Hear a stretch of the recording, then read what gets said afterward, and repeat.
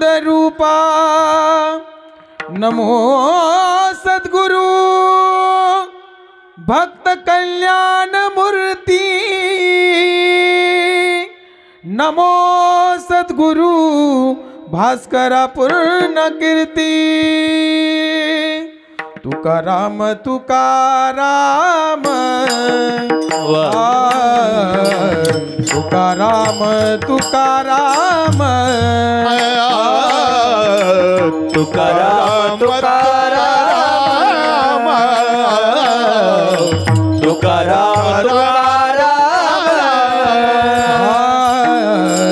तुकाराम तुकाराम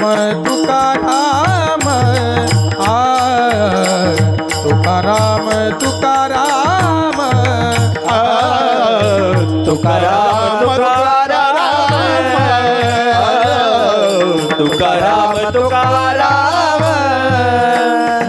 नाम घेता का पेयम नाम घेता का पेयम धन्य तुकोबा समर्थ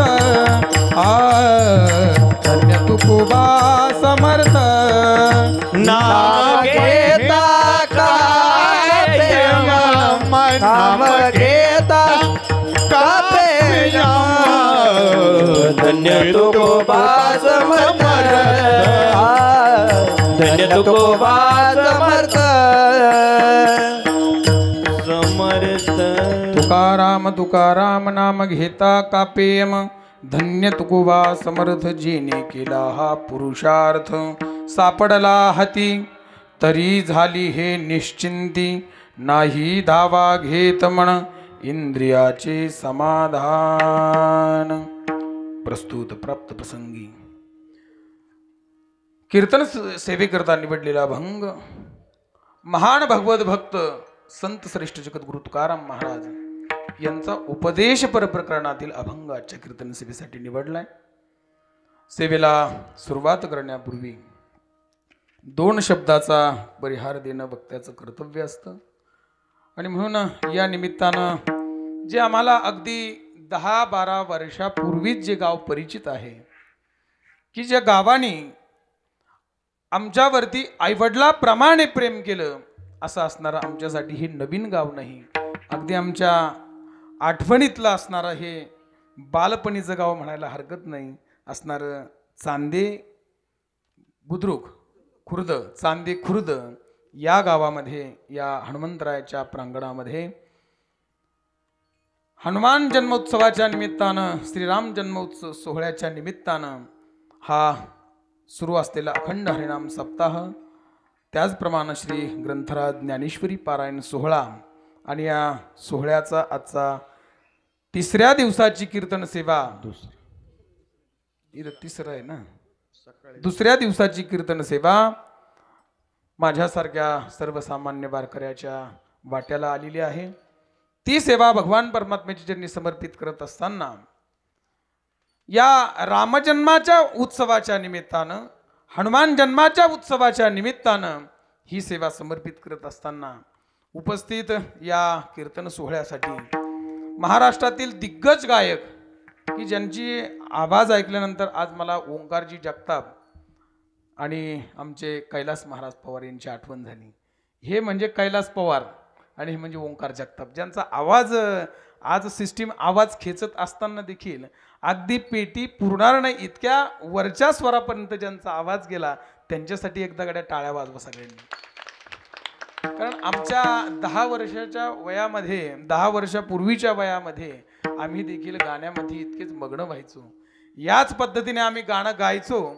अगदी बेंबीच्या देठापासून कधी कधी भोंग्यावर जरी असलं तरी पण तिथपर्यंत आवाज नेण्याचा प्रयत्न करायचो. कारण हे वाजवणं गाणं ही अगदी ताकदीची कला आहे, ताकदीची कला आहे. आणि अशा गायक मंडळींना थोडासा स्वर जरी गेला त्याला मरणा इतकं दुःख होतं.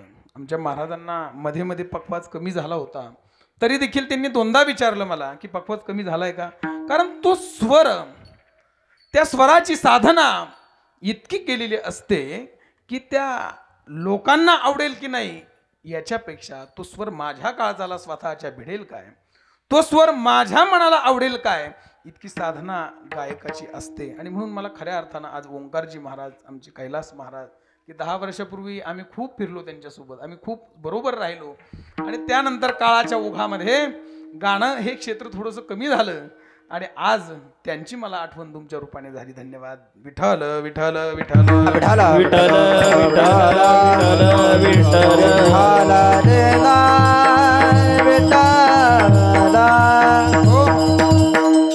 आजच्या या कीर्तन सेवेसाठी असणारे सर्व आमचे गायक वृंद, मृदंगाचार्य, अगदी वय लहान आहे पण कीर्ती महान आहे. अगदी छोटं जरी वय असलं तर हात तयार आहे. मला वाटतं जगदळे महाराजांकडे शिकता का तुम्ही? कृष्णाकडे. छान. आमच्या जगदळे महाराजांचे विद्यार्थी देखील याच पद्धतीने त्यांचा बास आहे. वाजवणं, मधले मुखडे तुकडे अगदी छान तुम्ही वाजवलंय. हीच सेवा भविष्यामध्ये पुढच्या वयामध्ये एका चांगल्या उंचीच्या व्यासपीठावरती तुम्ही निश्चित सेवा वारकरी संप्रदायाची करणार आहात. म्हणून या उपस्थित सर्व माझे सन्मित्र असणारे हरिभक्तीपरायण निलेश महाराज, त्याचप्रमाणे हरिभक्तीपरायण श्री हरी महाराज, माझे नाव करीत तुम्ही. आणि त्यानंतर मृदंगाचार्य वेदांत, ज्याचं नाव वेदांत आहे पण थाप पखवताची आहे असा असणारा वेदांत, या सर्व मंडळीचं मी मनापासून धन्यवाद देतो. त्याचप्रमाणे या गावातील सर्व आमच्या जुनेच परिचित असणारी, की जिथे कान्होबाच्या मंदिरामध्ये आम्ही ज्या वेळेला सप्ताहासाठी यायचो ही सर्व मंडळी मी पाहिलेली आहे. ही सर्व मंडळी तिथे सेवेक करता आलेली आहे. म्हणून ही सर्व परिचित जरी मंडळी असली तरी नाव घ्यायचं म्हटलं विनेकरी बाबा की आपलं कीर्तन इथेच होऊन जाईल. म्हणून नाव न घेता पुढे आपण कीर्तनाकडे वाटचाल करत असताना ज्यांच्यामुळे या गावामध्ये येण्याचा योग आला ते असणारे सन्माननीय श्री सूर्यवंशी साहेब, की आत्ता जरी मी गावकऱ्याच्या वतीने आलेलो असलो पण या गावामध्ये माझं पहिलं येणं आदरणीय सूर्यवंशी साहेबामुळे झालेलं आहे. की ज्यांनी कधी कधी आम्ही विचार केला तर एका पदावरती काम करत असताना, एका सरकारी पदावरती काम करत असताना कधी कधी या मंडळींचं त्या खुर्चीकडे लक्ष असलं, त्या क्षेत्राशी लक्ष असतं, फक्त त्या संबंधित क्षेत्रामध्ये ते काम करत असतात. पण मात्र एक अपवाद निश्चित मी म्हणेल की सूर्यवंशी साहेब जरी एका श्रेष्ठ पदावरती काम करत आहेत पण देखील त्यांची त्या खुर्चीवरून खाली आमच्या संप्रदायाकडे देखील नजर आहे. विठ्ठल विठ्ठल.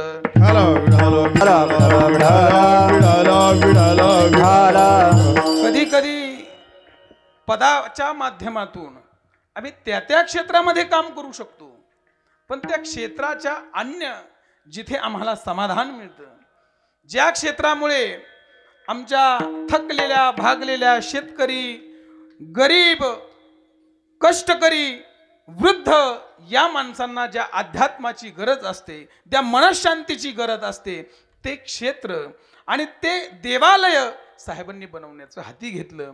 आणि 2014 मध्ये मला आठवतं की साहेबांनी स्वखर्चानं त्या एका माळ रानावरती डोंगरावरती कान्होबाचं छान मंदिर बनवलं. की आजच्या काळामध्ये हे मंदिर देखील मला पाहिल्यानंतर भगवानगडाची आठवण झाली, आमच्या सरलाबेटची आठवण झाली. मंदिरं होतात, कॉन्क्रिटीकरणाचे होतात, RCC होतात, पण हे दगड घडून बनवणं ही सोपी गोष्ट आजच्या काळामध्ये नाही, खूप खर्चिक गोष्ट आहे. त्यासाठी नियोजन लागतं, त्यासाठी स्वतःची बुद्धिमत्ता आणि स्वतः करून घेण्याचं कौशल्य.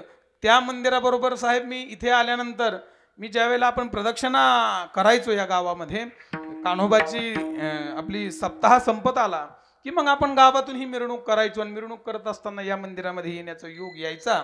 त्यावेळेला इथे देखील बऱ्याचशा गोष्टीची कमतरता होती, खूप गोष्टीची कमतरता होती.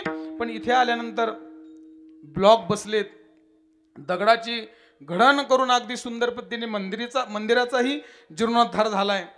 आणि सगळ्यात महत्त्वाचं ही गावकरी मंडळी खूप चांगली आहे की ते देखील आपल्याला या कार्यामध्ये अगदी तन मन धनानं सहकार्य करतात, करून घेतात.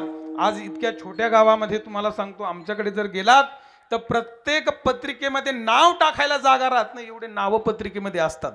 पण मी इथे आल्यानंतर म्हणलं याला मार्गदर्शन नाही, आशीर्वाद नाही. त्यांनी सांगितलं सगळे आशीर्वाद आमच्या ग्रामस्थांचे आहेत. सर्व सहकार्य आमच्या ग्रामस्थांचं आहे, हे सर्व ग्रामस्थांचं आहे. जे स्वतः करून देखील अलिप्त राहतात, जे स्वतः सर्व करून अलिप्त राहून गावाला समोर करतात, ते या ठिकाणी त्यांना भगवान परमात्माचा, कान्होबाचा आणि माझ्या मारुतीरायाचा आशीर्वाद लागल्याशिवाय राहणार नाही. विठ्ठल विठ्ठल विठ्ठल हरी विठ्ठल विठ्ठल हरी विठ्ठल पुंडलिक वरदा हरी विठ्ठल. श्री ज्ञानदेव तुकाराम पंढरीनाथ भगवान हवली ज्ञानेश्वर महाराज जगद्गुरु तुकाराम महाराज की जय. प्रभु रामचंद्र भगवान पवन पुत्र हनुमान की जय. प्रभु रामचंद्र भगवान की जय. विठ्ठल विठ्ठल विठ्ठल हरी विठ्ठल. आणि म्हणून इथे नावं घेण्या सगळी योग्यच आहेत. म्हणून तुम्ही म्हणाल की सूर्यवंशी साहेबाचं नाव का घेतलं असेल, परंतु असं आहे, ज्याला कधी सन्मानाची अपेक्षा नसते, जो कधीही पडद्याच्या पाठीमागून काम करतो, तरी देखील संतांनी देखील आम्हाला सांगितलंय की जो संप्रदायाची सेवा करतो, जो देवाची सेवा करतो, त्याचं नाव घेत असताना कधीही लाजू नये, त्याचं नाव घेत असताना कधी संकोच करू नये. कारण तो धर्माची पताका खांद्यावरती घेऊन अगदी हिमालयाच्या उंचीनं काम करतो. म्हणून त्याला त्या भगवंताचा आशीर्वाद, संतांचा आशीर्वाद म्हणून आपण त्याचा नाम उच्चार करायचा असतो. या गावामध्ये तुम्हा सर्व ग्रामस्थांच्या सहकार्याने गावाचा देखील खूप विकास होत आहे. मी त्या पदावरती कोण आहे त्याचं नाव घेणार नाही. तुम्ही त्यांना त्या पदावरती बसवलं, तुम्ही त्यांना त्या पदापर्यंत नेलं आणि म्हणून तुमच्या सहकार्याने ते आज गावचा विकास करत आहेत. म्हणून प्रथमतः यांच्यासाठी एकदा स्वतःसाठी टाळ्या वाजा की तुम्ही त्यांना त्या पदापर्यंत नेलं आणि ग्रामदेवतेचं आणि पूर्ण गावाचा विकास आज त्या पद्धतीने होतोय, याचा मनस्वी आनंद आहे. इतक्या छोट्या गावामध्ये इतकं बारकाईने देवालय होत आहेत, रस्ते होत आहेत, इतकं छान या गावाचं वातावरण मला 5 वर्षांनी आल्यानंतर जाणवलं. आणि म्हणून थोडंसं त्या कीर्तनाच्या मर्यादेच्या पलीकडे जरी बोललो असेल तर मला क्षमा करा आणि सेवेला आपण सुरुवात करू. विठ्ठल विठ्ठल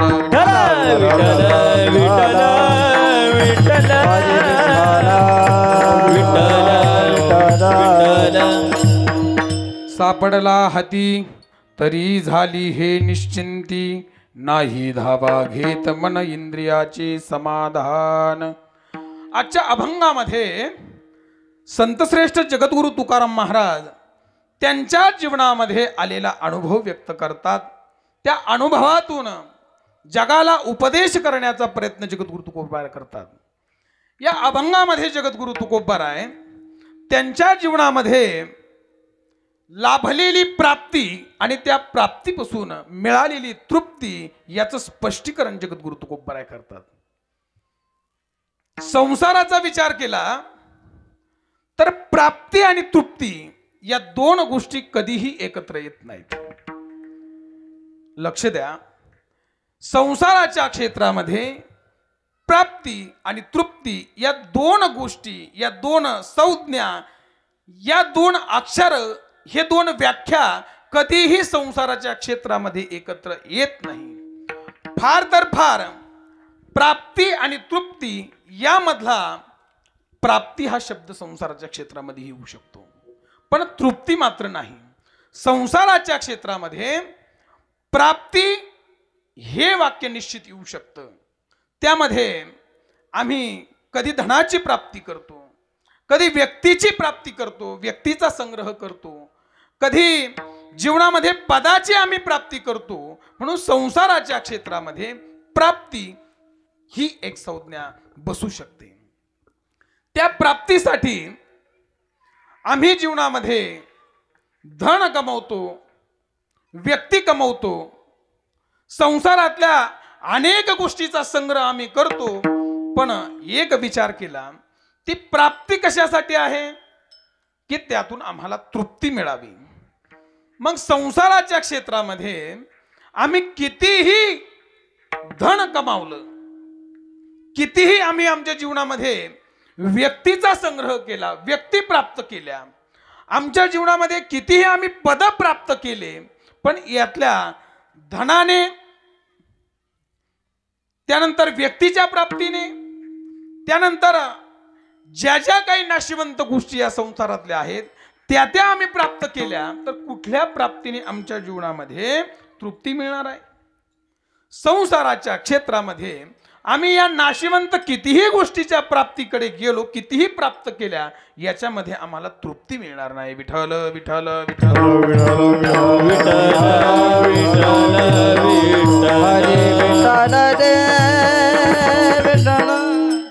या गोष्टी कितीही प्राप्त केल्या तर याने आमच्या जीवनामध्ये तृप्ती मिळणार नाही.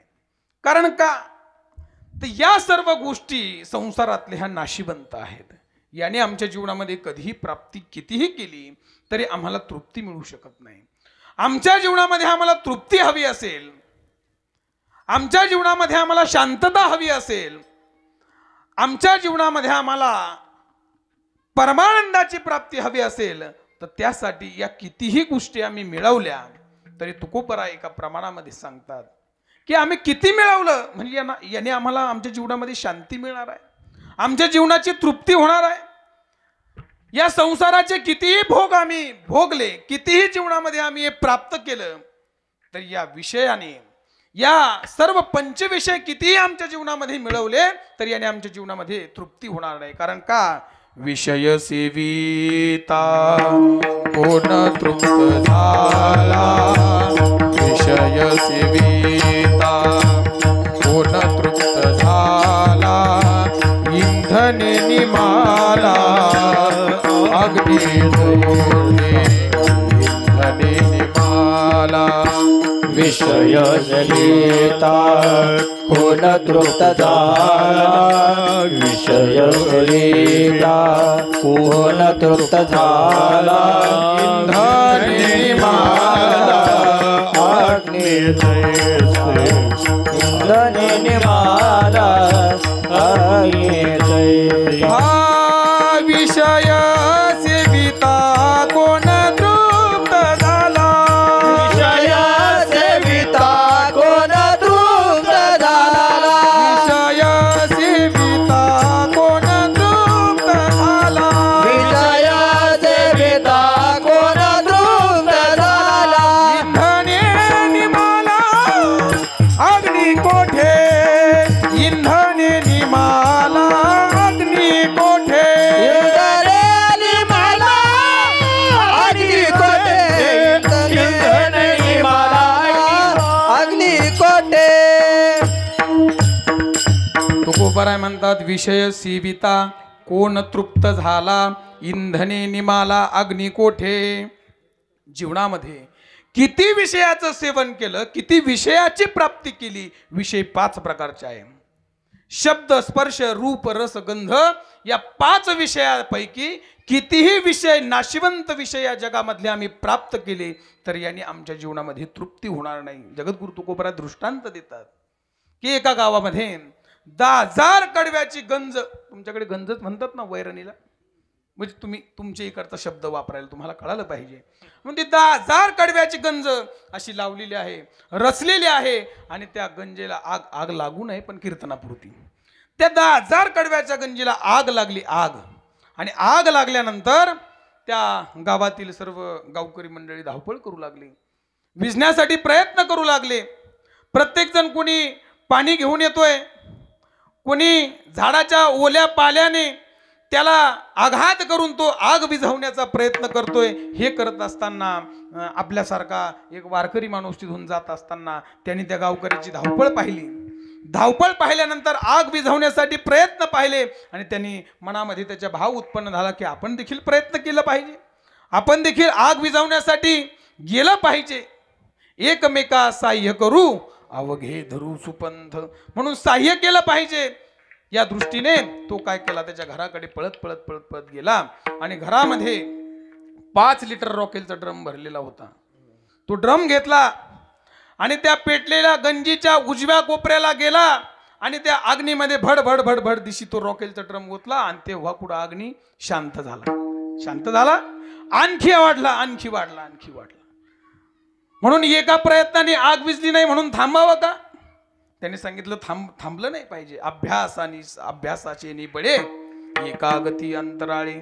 आम्ही प्रयत्न करत राहायला पाहिजे, प्रयत्न करत राहायला पाहिजे. आणि म्हणून त्याने जवळच पेट्रोल पंप होता, पेट्रोल पंपावरती गेला आणि पुन्हा त्या ठिकाणी जवळूनच पेट्रोल पंप असल्यामुळे 10 लिटर त्याने पुन्हा पेट्रोलचा ड्रम भरला आणि त्या गंजीजवळ आला आणि पुन्हा डाव्या कोपऱ्याला गेला. भड भड भड भड भड भड पेट्रोल त्याने त्या डाव्या कोपऱ्याला ओतून दिलं आणि तेव्हा कुठं अग्नी शांत झाला, शांत झाला, वाढला, आणखी वाढला, आणखी वाढला. विचार केला तर त्याचे प्रयत्न कशासाठी चालले होते? आग विझवण्यासाठी, आग विझवण्यासाठी त्याचे प्रयत्न चालू होते. पण त्याचं पर्यावसान काय होत होतं? आग वाढण्यामध्ये त्याचं आणखी पर्यावसान होत होतं. कारण का आग विझवण्यासाठीचे जे प्रयत्न आहे, वापरल्या जाणाऱ्या ज्या वस्तू आहेत, वापरल्या जाणारं जे पेट्रोल आणि रॉकेल आहे, त्याने आग वाढणार होती, वाढणार होती. तसं तुमच्या माझ्या अंतकरणामध्ये विषयरूपी वासनारूपी अग्नीने पेट घेतलेला आहे. विषयरूपी वासनारूपी अग्नीने पेट घेतल्यामुळे त्याच्यामध्ये आम्ही पंचविषयाची आहुती टाकतो. पंचविषयाची कधी शब्दाची टाकतो, कधी स्पर्शाची टाकतो, कधी रूपाची टाकतो, कधी वेगळ्या वेगळ्या पद्धतीने 5 विषयाची आहुती आम्ही टाकतो. पण त्या विषयाने ही अंतकरणातली आग थांबणार आहे का? पेटलेली आग थांबणार आहे का? विषयाने कधी अंतकरणातली आग थांबत नाही. विठ्ठल विठ्ठल विठ्ठल विठ्ठल विठ्ठल विठ्ठल. म्हणून आमच्या जीवनामध्ये आम्हाला तृप्ती पाहिजे, आमच्या जीवनामध्ये आम्हाला भगवंताची प्राप्ती पाहिजे. परंतु त्याच्यासाठी जो प्रयत्न चालू आहे, त्याच्यासाठी जो काही प्रयत्न आमचा चाललेला आहे, तो मात्र आमचा चुकीच्या दिशेने चाललेला आहे. त्यामुळे त्याचं पर्यावसान काय होतंय तर आमच्या अंतकरणामध्ये विषयरूपी वासना जी अग्नी पेटलेली आहे, त्या अग्नीचं आणखी वाढण्यामध्ये पर्यावसान होतंय. आणि म्हणून आमच्या जीवनामध्ये आम्हाला प्राप्ती होते, पण ती नाशवर गोष्टीची होते. आणि नाशवर गोष्टीने जीवनामध्ये कितीही मिळवल्या तरी त्याने आमच्या जीवनामध्ये तृप्ती होत नाही. विठ्ठल विठ्ठल विठ्ठल विठ्ठल विठ्ठल. म्हणून जीवनामध्ये जर विचार केला तर माणसाच्या जीवनामध्ये इतकी वासना आहे, इतकी भयानक तृष्णा आहे की आपल्याला पटवून देण्यासाठी मी पुढे जाईल, पुढे सांगेल की इतकी जीवनामध्ये आमच्या तृष्णा आहे. पंचविषयापैकी आम्ही मिळवण्यासाठी इतके प्रयत्न करतो आहे की त्यासाठी ज्ञानोबरायांनी सुंदर उदाहरण दिलेलं आहे. साप असतो पहा, साप. कारण आम्ही ज्ञानोबरायांच्या भूमीमध्ये असल्यामुळे ज्या ठिकाणी ज्ञानोबरायांनी ज्ञानेश्वरी लिहिली त्या पैस खांबाच्या अगदी जवळ असल्यामुळे आम्हाला ज्ञानेश्वरी आणि जगद्गुरु तुकोबारायांची गाथा या व्यतिरिक्त आम्हाला बोलता येत नाही. आम्ही ज्ञानोबरायांच्या आधारानं पाहुण्या ग्रंथ करावे कीर्तन या न्यायानं ज्ञानोबराय सुंदर उदाहरण देतात की किती माणसाच्या जीवनामध्ये तृष्णा आहे. एक साप असतो पहा, साप. त्या वारुळामध्ये साप राहत असताना त्या वारुळाच्या बाहेर आला की बाहेर आल्यानंतर अगदी तिथे पाणी वाहत असतं, पाणी. आणि त्या पाण्यामध्ये बेडूक असतो पहा, बेडूक. तो बेडूक त्या पाण्यामधून जात असताना साप त्या वारुळाच्या बाहेर येतो आणि बाहेर आल्यानंतर त्या बेंडकाला पकडतो. आता साप बेंडकाला कुठल्या साईडने पकडतो? पुढच्या बाजूने पकडतो, तोंडातून की मागच्या साईडने पकडतो? मागच्या साईडने बेडकाला साप पकडतो. सापाने बेडकाला मागच्या साईडने पकडल्यानंतर आता सापाच्या तोंडाच्या छिद्राचा विचार केला तर अगदी छोट त्या सापाच्या छिद्राचं तोंड असतं. त्यानंतर बेडकाचा व्यास बघितला, बेडकाचा आकार बघितला तर अगदी मोठा असतो. पण तरी देखील त्या बेडकाला गिळण्याचा प्रयत्न साप करत असतो.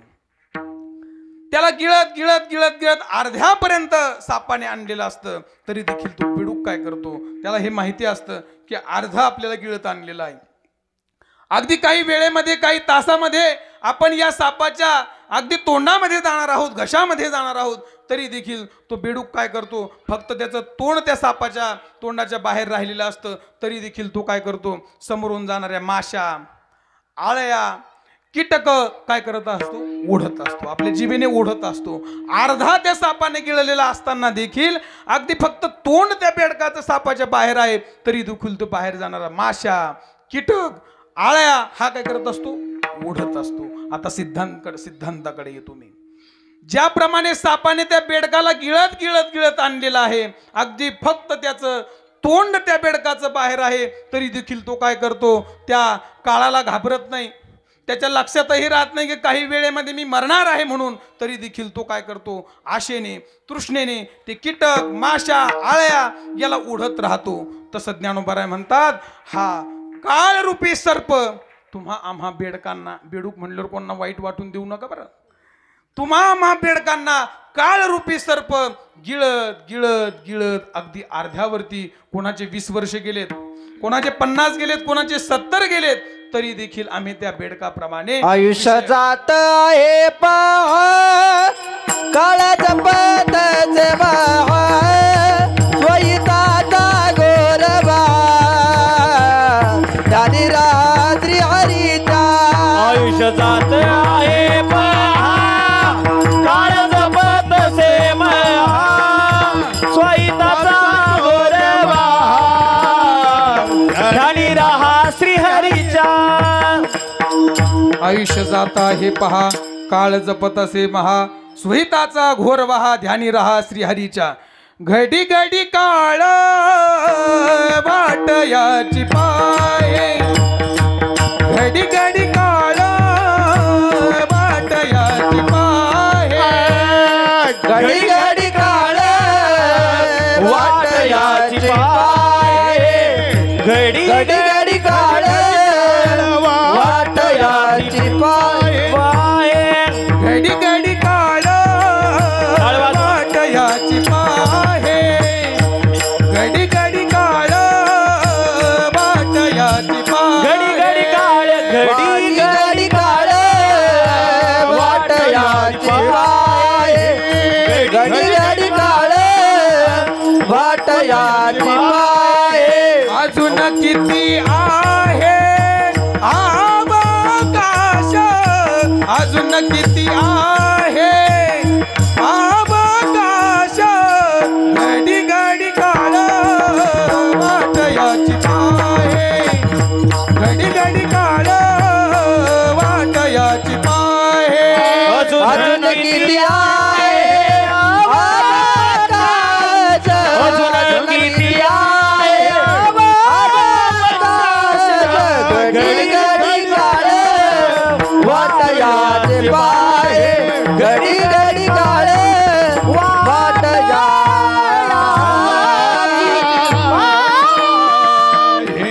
घडी घडी काळ वाट याची पाहे, अजून किती आहे अवकाश. क्षणाक्षणाला क्षणाक्षणाला सर्परूपी काळरूपी सर्प आमची वाट बघतोय, वाट बघतोय. जसा बोक्का आहे ना, बोक्का अगदी दग धरून बसलेला असतो, असा उंदीर नुसता बाहेर आला की त्या उंदराला धरतो आणि कधी आपल्या घशामध्ये घालतो कळत नाही. तसा काळ देखील आमच्यासाठी वाट त्या बोक्यासारखी पाहतो आणि म्हणून तो काळरूपी सर्प त्या बेडकाला गिळत गिळत गिळत आणतो. त्याप्रमाणे हा काळरूपी सर्प तुम्हा आम्हा जीवाला देखील त्या बेडकाप्रमाणे गिळत गिळत आणलेला आहे. पण तृष्णेने वासनेने आम्हाला देखील आमचा काळ इतका आमच्या जवळ आलेला आहे, आम्हाला अगदी गिळत गिळत आणलेला आहे, हे देखील आमच्या लक्षात येत नाही. कशामुळे? तृष्णेमुळे. आमच्या जीवनामध्ये असलेला भगवत प्राप्त असलेला भगवान तो आम्हाला अज्ञानाने दिसत नाही आणि त्या अज्ञानामुळे आमच्या जीवनामध्ये तो काळरूपी सर्प देखील आम्हाला जाणवत नाही. विठ्ठल विठ्ठल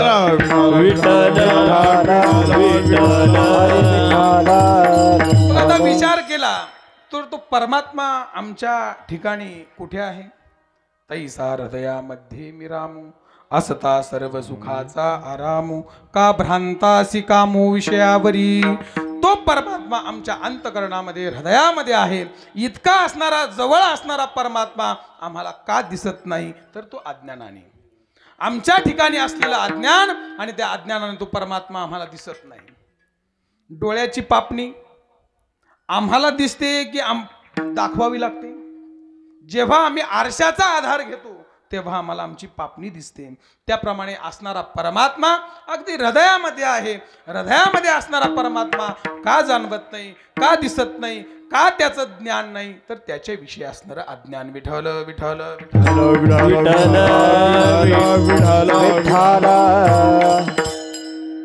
गाईच्या ठिकाणी गुचिड असतो. पहा, गुचिड कुठं असतो? गुचिड गाईच्या काशीला गुचिड असतो. बघ आता काशीला असणारा गुचिड त्या काशेमध्ये रक्त देखील आहे आणि काही त्वचेच्या पलीकडे पाहिलं तर पवित्र असं दूध देखील आहे. मग तो गोचिड किती ml दूध पितो? किती? काही छटाक आतपाव, काही 10 ml, 5 ml, किती ml दूध पितो गोचिड? काहीच पित नाही. का त्या काशेमध्ये अगदी त्या रक्ताच्या आणि मांसाच्या त्वचेच्या पलीकडे असणारं पवित्र दूध आहे, परंतु तो काय करतो? रक्त सेवन करतो. का? पाहे पा दूध पवित्र आणि गोड, पासी त्वचेची पदरा आड, परिते अव्हेरुनी गोचिड अशुद्ध काय न सेविती. त्या गोचिडाला दुधाविषयी असणारा अज्ञान आणि म्हणून तो काय करतो? रक्त प्राशन करतो. माऊली अजून उदाहरण देतात. एक दरिद्री आणि भिकारी माणूस आहे, त्याच्या जीवनामध्ये 18 विश्व दारिद्र्य आहे. तो काय करतो? सकाळी दिवस उगवल्यापासून तर रात्रीपर्यंत, दिवस माळेपर्यंत भीक मागतो. भीक मागत असताना एक दिवस भीक मागत मागत मागत मागत कटोरा घेऊन येतो आणि एका उंच जागेवरती बसतो. थकून जातो. दिवसभराची भिक्षाही त्याला मिळत नाही. जेवढे प्रपंचामध्ये खर्चण्यासाठी पैसे लागणार आहेत तीही देखील मिळत नाही आणि म्हणून थकून भागून ज्या जागेवर बसतो त्याच्या काही 10 फुटावरती 20 फुटावरती धनाचा सुवर्णाचा मोठा हंडा असतो आणि त्याच्यावरून बसतो आणि येणाऱ्या जाणाऱ्याला पैसे मागतो. ज्ञानोबा सांगतात अगदी त्या भिकाऱ्याच्या 10 फुटावर 15 फुटावर धनाचा हंडा आहे, मोहरा आहेत, तरी देखील तो भिकारी काय करतो? त्याच्या काही फुटावरती वर बसून भीक मागतो. का? त्या धनाविषयी असणार अज्ञान. ना तरी निदैवाच्या परिवारी, लोह्या रुतल्या आहाती सहस्रवरी, परितेथ बैसोनी उपवासू करी, का दरिद्री जे विठ्ठल विठ्ठल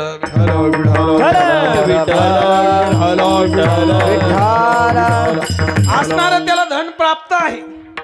अगदी त्याच्या काही फुटावरती धनाचा हंडा आहे आणि त्याच्यावरती तो बसून भीक मागतो. कशामुळे? धनाविषयी असणार अज्ञान. आणि त्या अज्ञानामुळे तो काय करतो? त्या धनाच्या हंड्याच्या वरती काही फुटावरती बसतो आणि त्याच्यावरून दे ग रुपया दे, 1 रुपया दे, आंधळ्याला पैसा, अशी भीक मागतो. का? तर त्या धनाच्या विषयी असणार अज्ञान. तसं ज्ञानोबराय म्हणतात की तुमच्या हृदयामध्ये असणारा परमात्मा प्राप्त आहे, परंतु तुम्हाला अज्ञानामुळे तो दिसत नाही. तैसा हृदयामध्ये मिरामू, असता सर्व सुखाचा आरामू, का भ्रांतासी कामू विषयावरी. तो परमात्मा आमच्या या सर्व घटाघटामध्ये भरलेला आहे. मग काहींना शंका येईल, तो परमात्मा जर प्रत्येकाच्या हृदयामध्ये आहे, प्रत्येकाच्या वेगवेगळ्या स्वरूपामध्ये तो आहे का? त्यासाठी ज्ञानोबरांनी हरिपाठामध्ये सर्व गटी राम देहा देई एक, हो सर्व गटी राम, सर्व गटी राम देहा देई एक, सर्व गती राम देहा देई एक, ओ सर्व गती राम देहा देई एक, सर्व गटी राम देहा देई एक, सर्व गटी राम देहा देई एक, देहा देई एक, सर्व गती राम देहा देई एक, सर्व गती राम देहा देई एक, देहा देई एक, सूर्यप्रकाशक सहस्ररश्मी,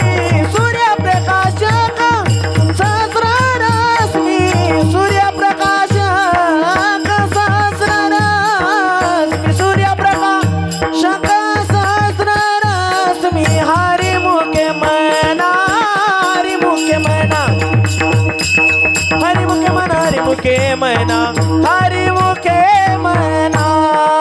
हरिमुखे मना, हरिमुखे मना, हरिमुखे मना, हे हरिमुखे मना, हरिमुखे मना, हरिमुखे मना, मना.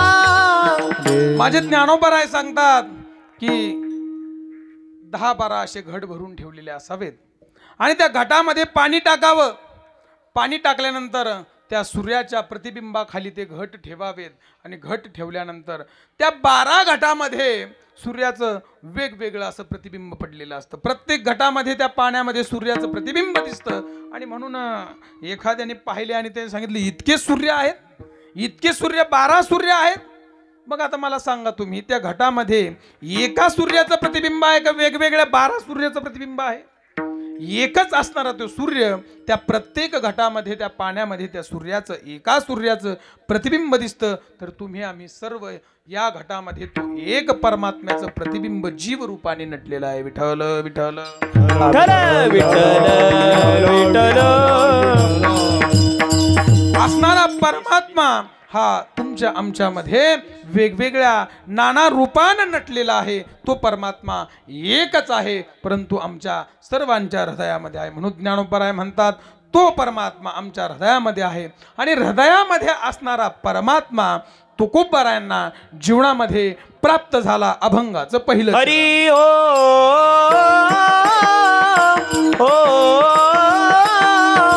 सापडला ती ओ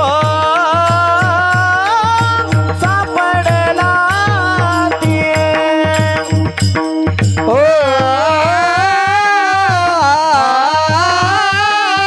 सापडला ती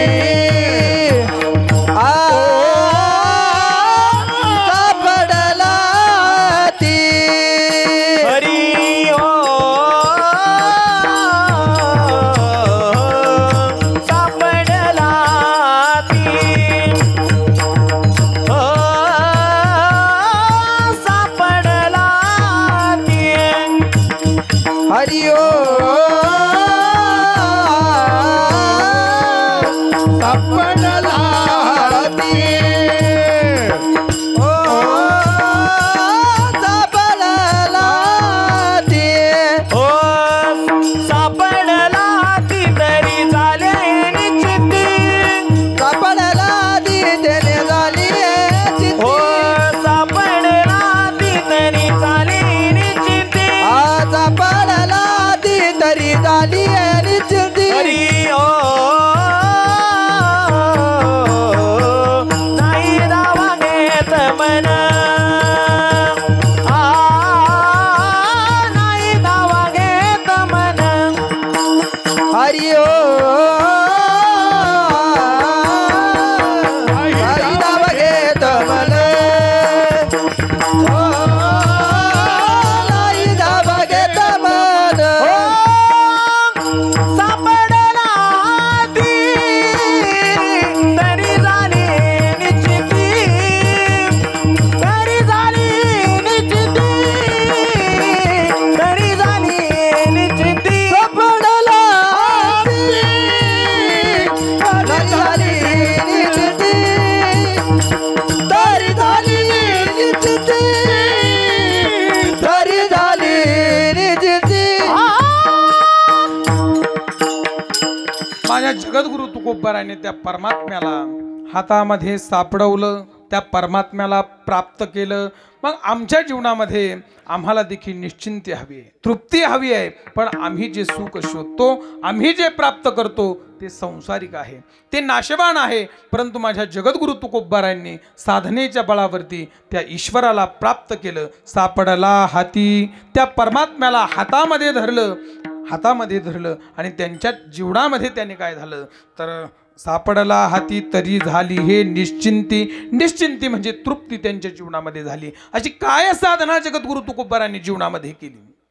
जगद्गुरु तुकोबरायांनी त्या परमात्म्याला हातामध्ये धरण्यासाठी, प्राप्त करण्यासाठी जगद्गुरु तुकोबरायांनी त्यांच्या जीवनामध्ये अखंड त्या परमात्म्याचं भजन केलं. कारण जगद्गुरु तुकोबरायांचा 375वा वैकुंठगमन सोहळा या वर्षी चालू आहे. आमच्या नेवाशामध्ये आता पाडव्याला राऊत बाबांचं 8 दिवस या ठिकाणी तुकोबरायांचं चरित्र झालं. हजारो लोक त्या ठिकाणी होते. म्हणून हे वर्ष जगद्गुरु तुकोबरायांच्या 375वा वैकुंठगमन सोहळ्याचं वर्ष आहे. आणि म्हणून त्या जगद्गुरु तुकोबरायांना सदेह वैकुंठगमन करत असताना, त्या परमात्म्याला जीवनामध्ये प्राप्त करत असताना जीवनामध्ये अनंत साधना केली. आपल्या जीवनामध्ये गोविंद असणी गोविंद शयनी गोविंद असणी गोविंद शयनी गोविंद त्यामनी बैसलासे गोविंद त्यामनी गोविंदासनी गोविंद जयानी गोविंद दानी गोविंद जयानी गोविंद स्वामी बैसला रे गोविंद तामनी गोविंदासनी गोविंद शयनी गोविंद त्यामनी बैसलासे नोहे नोहे दिनरजनी हाची धंदा गोविंदाचे पोवाडे जागृती जपणी पांडुरंग पांडुरंग जागृती जपणी पांडुरंग पांडुरंग जागृती सपानी पांडुरंग जागृती सपानी पांडुरंग पांडुरंग जानी पांडुरंग बनिया पांडुरंग जानी पांडुरंग बनियो जागृती जपणी पांडुरंग पांडुरंग जागृती जपणी पांडुरंग पांडुरंग ध्यानी पांडुरंग मणी पांडुरंग ध्यानी पांडुरंग मणी जागृती सपानी पांडुरंग पांडुरंग पांडुरंग पांडुरंग ध्यानी पांडुरंग मनी जागृती स्वप्नी पांडुरंग नोहे नोहे जगद्गुरु तुकोबाराय इतकी साधना त्यांच्या जीवनामध्ये घडली इतकी साधना त्यांच्या जीवनामध्ये घडली एक दिवस जगद्गुरु तुकोबाराय बहिर्दिशेला गेले बहिर्दिशेला गेल्यानंतर त्यांची वाणी थांबत नव्हती त्यांची वाणी काळ वेळ पाहत नव्हती त्यांची वाणी पवित्र अपवित्र ठिकाण पाहत नव्हती त्या ठिकाणी गेल्यानंतर बहिर्दिशेला गेल्यानंतर देखील जगद्गुरु तुकोबारायांच्या मुखामध्ये नाम येत राहिलं त्या ठिकाणी एक ग्रामस्थ जात असताना काय नालायक माणूस आहे म्हणले अरे बहिर्दिशेला गेला तिथे देखील परमात्म्याचं नाव घेतो तुकोबाराय म्हणतात माझी मज झाली अनावरवा छंद या नामाचा घेतला असे छंद या नामाचा घेतला असे छंद या नामाचा घेतला छंद या नामाचा घेतला असे छंद या नामाचा घेतला असे छंद या नामाचा घेतला असे माझी माझ झाली अनावरवाचा छंद या नामाचा घेतला असे छंद या नामाचा घेतला असे झाली अनावरवाचा छंद या नामाचा घेतला असे छंद या नामाचा घेतला असे छंद या नामाचा घेतला असे छंद या नामाचा घेतला असे छंद या नामाचा घेतला असे छंद या नामाचा घेतला एकदा टाळ्या वाज बघड्या तुम्हाला वाटलं असं हे काय चाललं पण हे आमचं आम्हालाच कळालं विठ्ठल विठ्ठल विठ्ठल विठाला विठाला विठाला विठ्ठल विठ्ठल कधी कधी आमच्या इकडे काही खेडेगावामध्ये जर गेलं कीर्तन जर चालू व्हायची वेळ झाली तर घरून निघताना काही गणित लावलेली असतात श्रोती मंडळींनी ते म्हणतात सखूबाई म्हणते ठोकूबाईला चला कीर्तनाला ती म्हणते अजून ते पहिले विणा घेतला कधी चाल होणार आहे ती पंचपदी होणार आहे पंचपदी झाल्यानंतर महाराज गाळ्यामध्ये विणा घेतील विठोबा रुक्माई होईल महाराज गाळ्यामध्ये विणा घेतील महाराजांनी विणा घेतला की पुन्हा ते अभंग म्हणतील विठोबा रुक्माई होईल आणि पुन्हा ते दोघं जण येतील ती इवळाइवळी करतील आणि इवळाइवळी केल्यानंतर मग त्यांचं ते इवळाइवळी चालू झाली की मग आपण घरून निघू म्हणजे तुम्ही त्याला इवळाइवळी म्हणता पण याची देखील एक साधना आहे सरस्वतीची साधना करून त्या स्वराची साधना करावी लागते आणि म्हणून सुंदर महाराजांचा आवाज आहे इतक्या वर ते गातात मी म्हणतो तर साऊंड सिस्टीम दादांची चांगलीच आहे पण कधी कधी हे साऊंड सिस्टीमचं असं असतं मटेरियल चांगलं आहे सर्व चांगलं आहे पण एखाद्या दिवशी व्होल्टेज जरी कमी असलं तरी मनासारखा साऊंड लागत नाही कारण मी देखील त्यातलंच आहे विठ्ठल विठ्ठल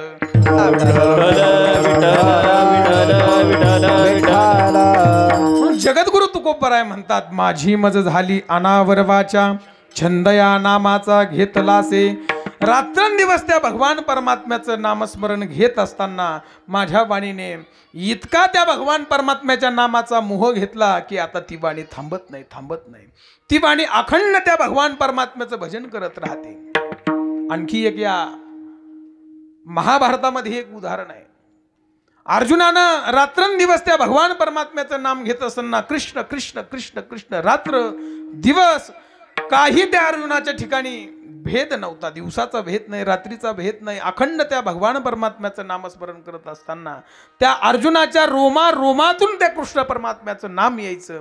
नाम त्याचं प्रत्येक केसाच्या अगदी एका छिद्रातून त्याचं भगवंताचं नामस्मरण यायचं. एकदा महाभारत ठरल्यानंतर, महाभारताची घोषणा झाल्यानंतर, युद्धाची घोषणा झाल्यानंतर भगवान परमात्म्यानं अर्जुनाकडे गेला. अर्जुनाकडे गेल्यानंतर इकडे दुर्योधनालाही कळालं. शकुनी मामाने सांगितलं दुर्योधनाला की बाबा भगवान परमात्म्याकडे अर्जुन गेलेला आहे म्हटले. अर्जुन गेल्यानंतर तूही जा. भगवान परमात्मा झोपलेले आहेत. झोपलेला असताना अर्जुन आला, भगवंताच्या पायथ्याजवळ बसला. पायथ्याजवळ बसल्यानंतर पाठीमागून दुर्योधन देखील आला, भगवान परमात्म्याच्या डोक्याकडे बसला. डोक्याकडे बसल्यानंतर दोघेही भगवान परमात्मा उठण्याची जागण्याची वाट पाहू लागले. अर्जुन पायथ्याकडे आहे, दुर्योधन डोक्याकडे बसलेला आहे परमात्म्याच्या. काही वेळ गेल्यानंतर, काही तास गेल्यानंतर भगवान परमात्म्याने डोळे उघडले. तसा पायाकडला अर्जुन दिसला. तसे परमात्मा उठले. अरे अर्जुन कधी आलास? लगेच गडबडून गेला दुर्योधन. अहो परमात्मा असं काय करता म्हणले. भगवान परमात्मा मी आधी आलेलो आहे म्हटले, अर्जुन नंतर आलेला आहे. आणि कधीही लक्षात ठेवा, जो पायाकडे राहतो, पायाकडे म्हणजे सेवेकडे, त्याच्याकडे कधी परमात्म्याचं लक्ष जास्त असतं. विठ्ठल विठ्ठल.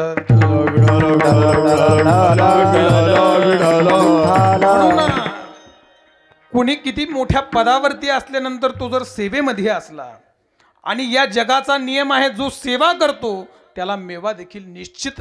या निसर्गाच्या नियमाप्रमाणे, धर्माच्या शास्त्राच्या नियमाप्रमाणे जो सेवा करतो त्याला जीवनामध्ये प्रापंचिक अवस्थेमध्ये देखील असला तरी देखील त्याला त्या अवस्थेतला मेवा निश्चित मिळत असतो. विठ्ठल विठ्ठल.